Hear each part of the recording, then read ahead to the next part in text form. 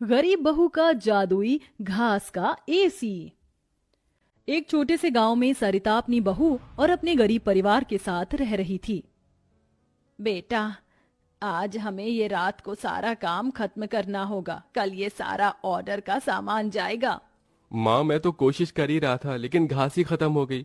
अब आप ही बताओ ना, मैं क्या करूँ। हमारे पास और कोई चारा नहीं है, हमें जंगल से और घास काट कर लानी होगी।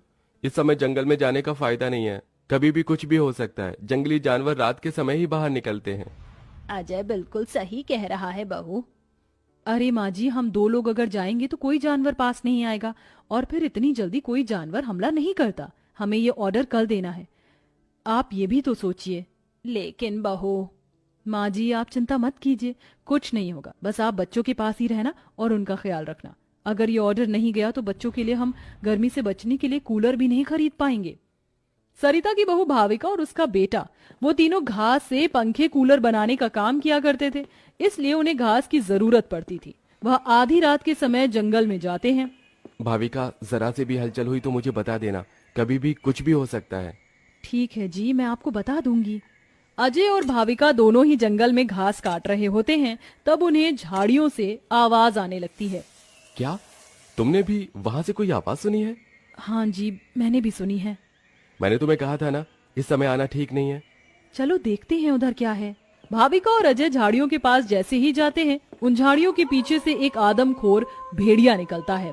भाविका, भागो यहाँ से, यहाँ पर तो बहुत खतरनाक भेड़िया है। अजय और भाविका दोनों अपनी जान बचाकर भागने लगते हैं। अजय, अब हम लोग क्या करें? कहीं भेड़िए ने हमें खा लिया तो? रुकना मत, बस भागती जाओ। भागते भागते वो दोनों जंगल से किसी तरह बाहर निकल आते हैं और भेड़िया उनका पीछा छोड़ देता है। जान बची तो लाखों पाए, लौट के बुद्धू घर को आए।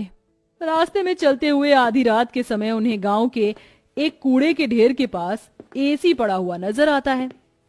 अरे देखो जी, यहाँ पर एसी पड़ा है। अरे पता नहीं किसका होगा, चलो यहाँ से चलते हैं। मुझे लगता है किसी ने ऐसे ही डाल दिया होगा। मैं तो कहती हूँ इसे लेकर चलते हैं। भाविका अजय को एसी ले जाने के लिए मना लेती है, जिसके बाद वो दोनों उस एसी को घर ले आते हैं। तुम दोनों तो घास लेने गए थे, ये क्या लेकर आ गए हो? ये हमें रास्ते में पड़ा मिला।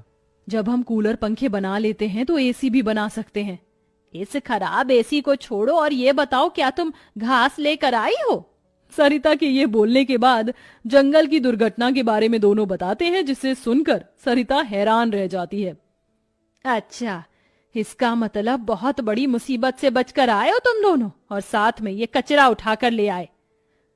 वह तीनों बहुत ज्यादा परेशान हो जाते हैं। कल का ऑर्डर पूरा करने के बाद उन्हें कुछ पैसे मिल जाते, लेकिन घास न होने की वजह से उनका ऑर्डर पूरा नहीं हो पाता और वह ऑर्डर कैंसिल हो जाता है।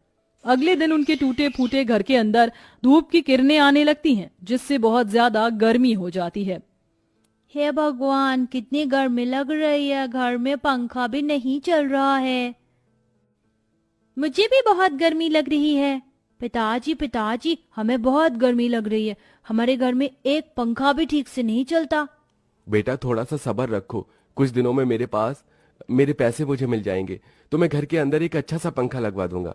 हमारा वो ऑर्डर तो कैंसिल हो गया, लेकिन सुबह में घास ले आई थी मैं। चलिए गांव वालों के कूलर और पंखे में घास लगा देते हैं, उससे कुछ तो पैसे आएंगे। हाँ, तुमने सही कहा।